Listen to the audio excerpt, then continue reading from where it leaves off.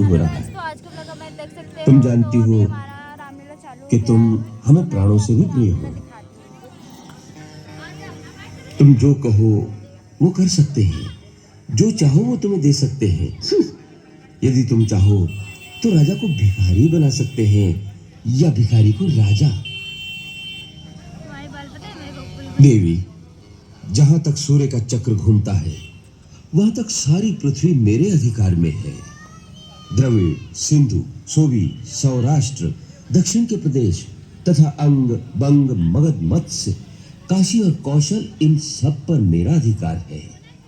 इतने बड़े साम्राज्य में जो भी सबसे मूल्यवान वस्तु हो दिया भी है। आज नए वचनों को लेकर आ गए। अभी तक तो आपने पुराने वचन पूरे नहीं किए। मैं इन नए वचनों को लेकर क्या करूंगी? देवी, कौन से पुराने वचन पूरे नहीं किए? देखा, मुट्ठी बनी थी, याद है या वो भी भूल गए? हाँ हाँ, याद है। ऐसी कुशलता से तुमने युद्ध भूमि में रथ चलाया था कि बड़े बड़े योद्धा चकित रह गए। और उस युद्ध में जब आप बर्छी लगने से घायल होकर मूर्छित हो गए थे, यदि मैं उस समय शत्रुओं के बीच में से रथ निकाल कर ना ले जाती तो आपके प्राण ना बचते।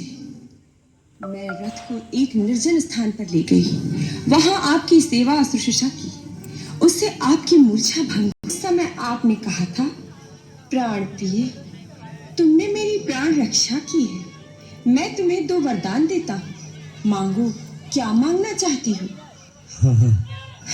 किंतु मैंने कहा था, महाराज, मेरे ये दोनों वरदान अपने पास धरोहर स्वरूप रहने दीजिए, जब आवश्यकता होगी। ठीक है, तुम्हारे लिए हम राम की शपथ लेकर कहते हैं कि जो मांगोगी इसी समय देंगे। देंगे? हाँ हाँ, परंतु इससे पहले तुम्हें हमारी एक बात माननी होगी। क्या? जिसे देखकर हमारी दशा वही होती है जो चंद्र को देखकर चकोर की होती है। लेकिन आप मेरी पूरी बात तो सुन लीजिए। कहीं अब तो हम राम की शपथ ले चुके हैं। उठो, एक बार उसी मोहिनी मूर्ति के दर्शन करा दो, तुम्हारे दोनों वर तत्काल पूरे हो जाएंगे। हाँ। अब लगती हो दशरथ के हृदय आसन पर विराजमान एक साम्राज्ञी। आओ, बैठो मेरे पास। सुनो, सारे नगर में कैसी हर्ष ध्वनि हो रही है। प्रजा राम का राज्याभिषेक मना रही है। वो तो मैं सुन ही रही हूँ, किंतु आप पहले मेरी अधूरी बात तो पूरी कीजिए। मेरे वो 2 वरदान। आज्ञा करो, बोलो क्या चाहिए। आज अपने राम के नाम पर सब न्यौछावर कर देंगे। मांगो, जो चाहो मांग लो। मुझे तो बस मेरे 2 वरदान चाहिए। पहले ये मांगू या ये मांगू? कोई भी जो चाहो।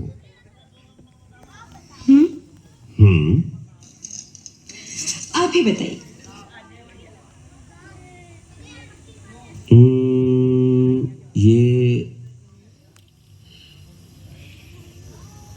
ये मांग लो। मांगू? हाँ हाँ। मेरा ये वरदान कहता है, अयोध्या का राज मेरे पुत्र भरत को मिले, राम को नहीं। क्या? भरत को? हाँ महाराज, भरत को।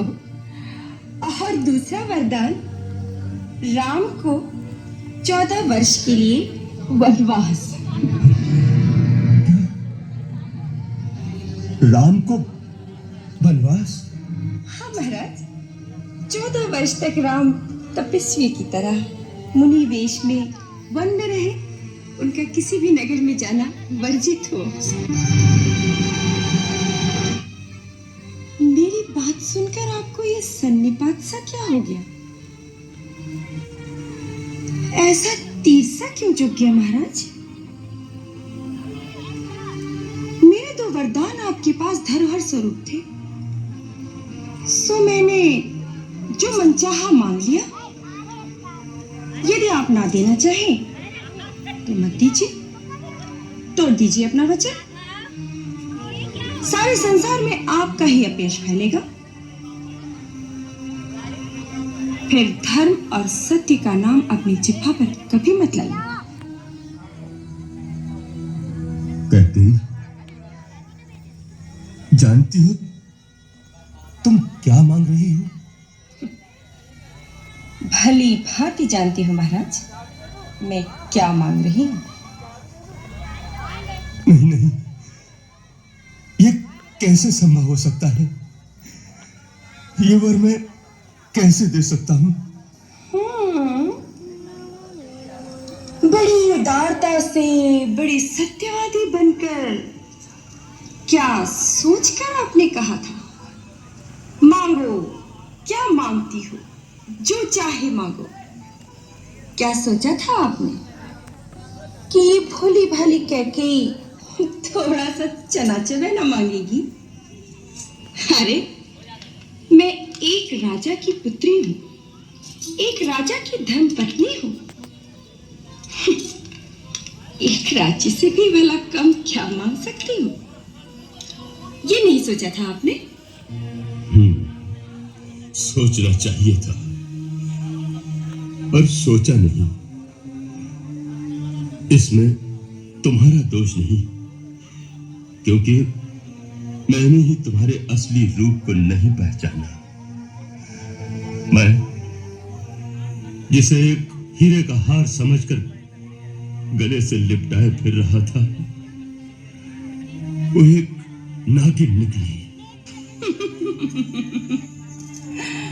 महाराज, आप तो स्त्रियों की तरह गाली देने लगे। कैसे वीर पुरुष हैं आप? मुझे तो आप पे हंसी आ रही है। तुम क्या हंसोगी? हंसेगा तो सारा संसार मुझ पर रानी।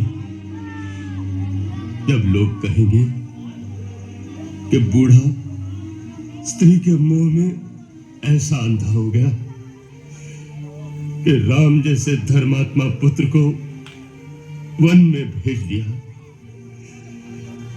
तो उन्हें क्या उत्तर दूंगा? और जब कहीं किसी वीर पुरुषों की सभा में आपसे कोई पूछेगा कि जिस स्त्री ने आपके प्राणों की रक्षा की,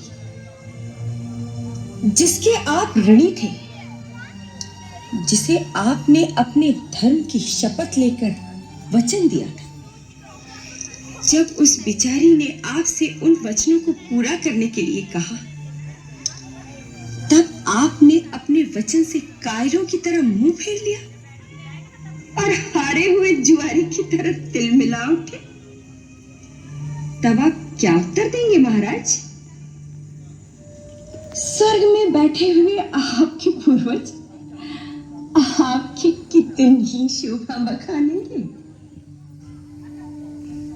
कह गई, तुमने मुझे कहीं का नहीं रखा, कहीं का नहीं रखा। नारी तो देवी का रूप होती है, परंतु तू हमारे कुल का नाश करने आई है। हे भगवान, मैंने ऐसी नारी का विश्वास क्यों किया? इतना संताप क्यों कर रहे हैं महाराज? मैं कोई मोलनी हुई तो नहीं आई, या भरत आपका पुत्र नहीं? ठीक है, अब मुझे पूरा विश्वास हो गया कि आप अपना वचन पूरा नहीं करना चाहते।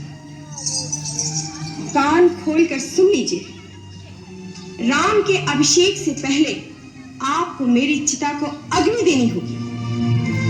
आज अयोध्या के राजद्वार से राम या तो वन जाएगा या कैकेयी की अर्थी निकलेगी, क्योंकि ऐसे अधर्मी वचन भंग करने वाले कापुरुष पति की पत्नी कहलाने से तो अच्छा है कि मैं अपने प्राण त्याग दूं। ऐसे कठोर वचन मुंह से ना निकालो प्रिय। किसने तुम्हारे मन में ऐसी दुर्भावना पैदा कर दी? किसने हमारे प्रेम और विश्वास में ये विष घोला है? भरत और राम तो मेरी दो आंखें हैं। तुम भरत को राज्य देना चाहती हो तो मुझे स्वीकार है। मेरे राम को राज्य का लोभ नहीं है।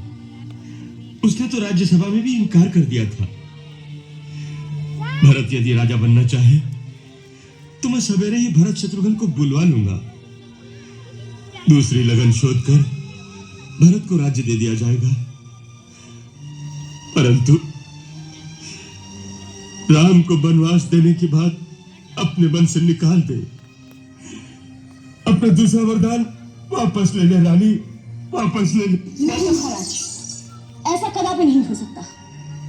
यदि आपको देने हैं तो दोनों वचन देने होंगे। मैं आज ही राम को वन जाते हुए देखना चाहती हूँ। बैठना सुनाई नहीं दे रहा। रानी, तू मेरा मस्तक मांग ले, मैं अभी तेरे चरणों में डाल दूंगा। किंतु राम के विरह में तू मुझे मत मार, तू मुझे मत मार रानी। महाराज, राम यदि इतना ही प्यारा था तो उसके शपथ लेकर मुझे वचन देने की क्या आवश्यकता थी? बड़े उदार बनकर, दानी बनकर किस बल में कहा था मांग मांग क्या की, जो चाहती है दूंगा। महाराज दशरथ, रघुवंश शिरोमणि, आपकी वो रघुकुल की रीति कहां चली गई? प्राण जाए पर वचन न जाए।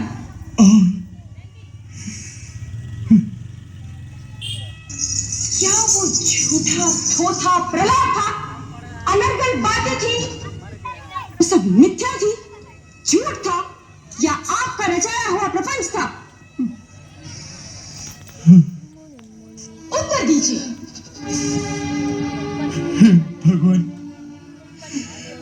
तूने मुझे कहां कुठार लाकर मारा है। अब मैं राम को क्या मुंह दिखाऊंगा? किस मुंह से कहूंगा कि राम, तू अब राज्य का अधिकारी नहीं रहा। राम,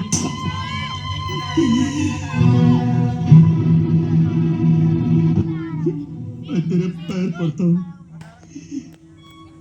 तुझे हाथ जोड़ता हूं। रानी, रानी, थोड़ा सोच, थोड़ा विचार कर। तेरे मन की ममता, नारी हृदय की कोमलता कहां गई? तूने राम को सदा सगी मां से बढ़कर प्यार किया है और राम ने दिमाग भी खराब हो तुझे रहा है सबसे। और अपनी मां में कोई भी अंतर नहीं रखा। देख देख, अंत में तू बहुत बड़े कलंक की भागी बनेगी। मैं तेरे हाथ जोड़ता हूं, ये कुटिल कठोर विचार मन से निकाल दे। मैं तेरे पैर पड़ता हूं, तेरे पैर पड़ता हूं। अब अधिक प्रपंच मत कीजिए महाराज। धर्म हो या अधर्म, यश मिले या अपयश, मैं मेरे भरत की सौगंध खाकर कहती हूँ, राम को वन में भेजने के सिवाय मैं किसी और वर से संतुष्ट नहीं हो सकती। फिर ये प्राण नहीं रहेंगे।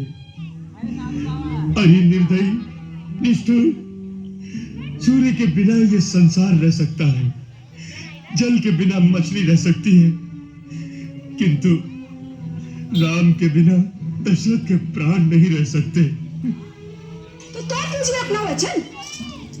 आप उन रघुवंशियों में से नहीं हैं जिन्होंने अपना वचन निभाने के लिए अपने प्राणों की आहुति दे डाली। एक पंछी के प्राण बचाने के लिए अपनी बोटी बोटी कटवा दी। आप उन रघुवंशियों में से तो है नहीं। आप तो रघुवंश के कलंक हैं, कलंक। कैकेयी, जीवन भर के प्रेम का अंत इस प्रकार करेगी? देख देख, तेरा ये त्रियाहट तेरा ही सर्वनाश कर डालेगा, तेरा ही सर्वनाश कर डालेगा। हो जाए सर्वनाश, आ जाए महाप्रलय, किंतु राम अवश्य बन जाएगा। अरे हत्यारी, कुलघातनी, ये तू नहीं बोल रही है, ये दशरथ का काल बोल रहा है। दशरथ का काल बोल रहा है। दशरथ का काल बोल रहा है।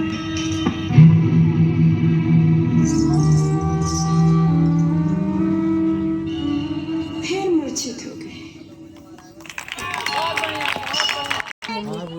तो गाइस अभी कुछ देर के लिए हमारा ब्लॉग भी हमारे रामलीला थोड़ा स्किप हो गया है। अरे वो सूरज की ब्लॉग बना रहे हैं, स्किप हो गया है। तो अभी थोड़ी देर में हमारा भी ब्लॉग चालू हो जाएगा। ब्लॉग ओह सॉरी, अभी रामलीला चालू हो जाएगा हमारा। तो गाइस अब दिखाते हैं आप लोग क्या रहा है। आपका वीडियो दिखाएं।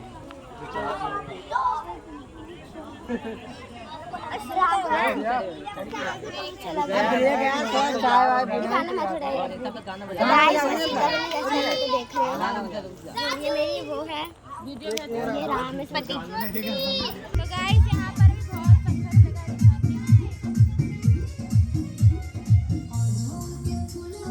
तो गाइस हम अभी आपको अंदर दिखाते हैं।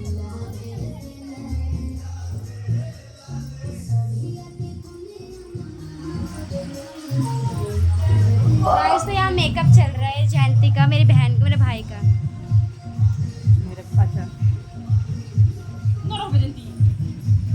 अरे रावण थोड़ा चुलबुला था। आउटलाइनिंग लो ना। हाँ यही रेड और किससे ढक जाएगा।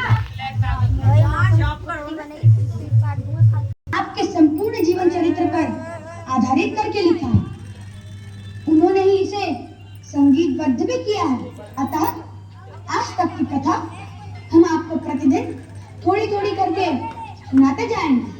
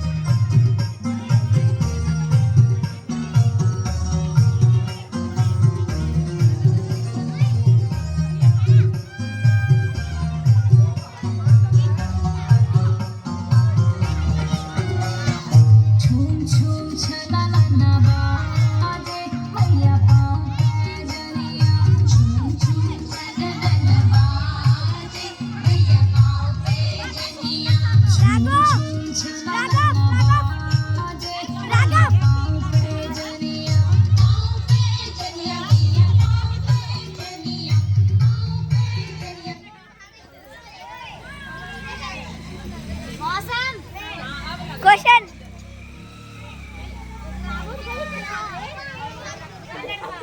आयुष गाने वाला कीपैड फोन धमाकेदार साउंड के साथ बाय बाय करना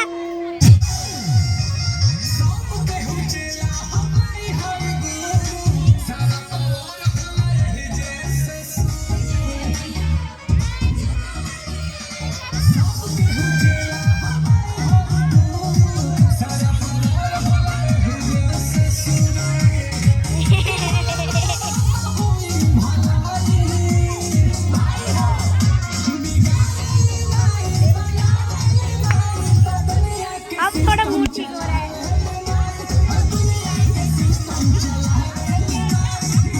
नाचो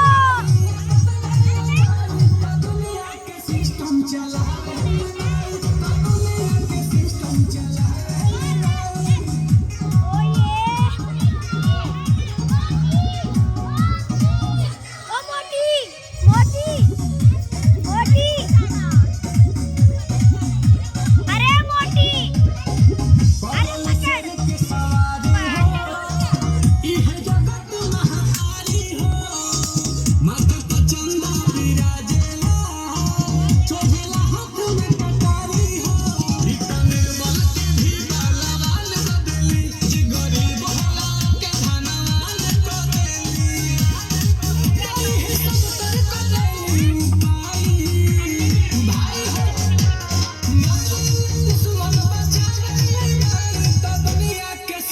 चला